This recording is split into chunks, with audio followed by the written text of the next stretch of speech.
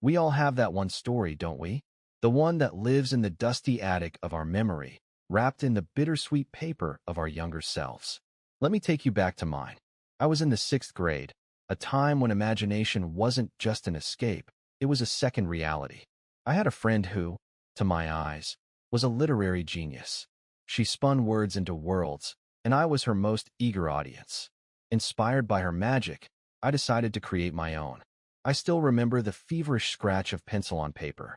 My story was a glorious, chaotic mess of supernatural drama. A girl on a family trip, a sudden car crash, with a dramatic boom, written in all caps, of course, a wild river that swept her away. Don't ask me about the logistics. I was delightfully delulu back then, and she miraculously washes up in a whole new country. Naturally, she's adopted by a rich family. And then, of course, the nightly visits from a mysterious supernatural being began. It was my baby, my first, messy, magnificent attempt at building a universe. When I shared it with my friends, their eyes lit up. They were interested. They wanted to know what happened next. I was floating on a cloud of pure joy. But that cloud had a silver lining with a sting in its tail. I wanted the approval of my writer friend, my inspiration. I handed her my diary, my heart practically beating on the open page, and asked for her honest opinion. And she gave it. She wasn't cruel, not intentionally. She was just honest. She told me it wasn't good. The plot was all over the place. The events were unrealistic.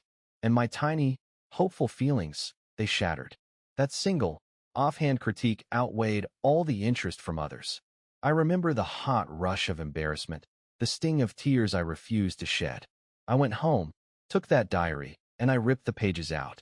I tore my own babies apart, sentence by sentence, because someone I admired had said they weren't worthy. Oh, if I could reach back through time now and sit beside that heartbroken little girl with the torn notebook, I would wrap an arm around her shoulders and say, "Hey, it's okay. Your story can be trash. It can be illogical, chaotic, and full of plot holes big enough to drive a truck through. What matters is that you wrote something. You started. And that, my love, is everything. That spark of creation, that act of bravery, that is enough. Alhamdulillah for that spark. It took me years to understand that. Years before I dared to pick up a pen again with that same fearless intent. Now, every word I write is an attempt to get better, to learn the craft that my young self only understood through instinct. And that's the lesson I carry from that ripped-up diary. Everyone will have an opinion. Someone will always be there to show you your shortcomings. The choice is what you do with it. You can let it break you. You can tear your pages and silence your voice. Or, you can take it, every single bit of it, and you can use it as fuel. Let the negativity be the kindling for your determination.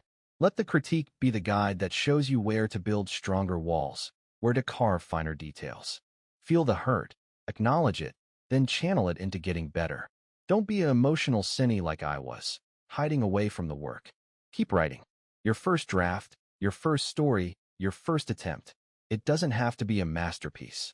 It just has to be yours. And that will always be enough to begin again.